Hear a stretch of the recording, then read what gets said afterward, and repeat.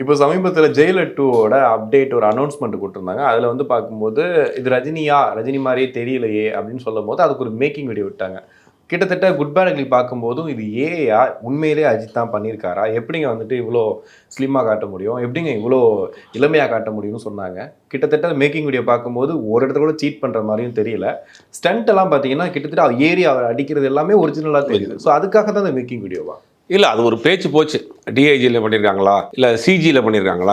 சில போர்ஷன்ஸ் மட்டும் பண்ணியிருக்காங்க. சில இடங்கள்ல மட்டும் பண்ணியிருக்காங்கன்ற மாரி கிளப்பி விட்டுட்டு இருந்தாங்க. பட் எதுவுமே கிடையாது. எல்லாமே ஒரிஜினல் லைவ். ஏன்னா நம்ம விடாமுயற்சி பார்த்தாலே தெரியும். விடாமுயற்சியில 2 போர்ஷன் இருக்கும். அதுல அந்த ஒரு கிளீன் ஷேவ்ல ஒரு அஜித் இருப்பாரு. அந்த அஜித் இதுலயும் இருக்காரு. அப்ப அந்த படத்துக்கு விடாமுயற்சி அந்த தாடியோட இருக்க கெட்டப்லயும் நடிச்சிருக்காரு. குட் பேட் அக்லில. அந்த கிளீன் ஷேவ்ல நடிச்ச கெட்டப்லயும் நடிச்சிருக்காரு. அப்போ ஒரு அஜித் தான். வேற எதுலயும் டிஐஜிங்கோ மத்தபடி சிஜியோ பண்ணல. இது முழுக்க முழுக்க லைவ் தான் அப்படிங்கிறதுக்கு அவங்க இன்னைக்கு விட்டுருக்கக்கூடிய அந்த வீடியோ பார்த்தாலே தெரியுது.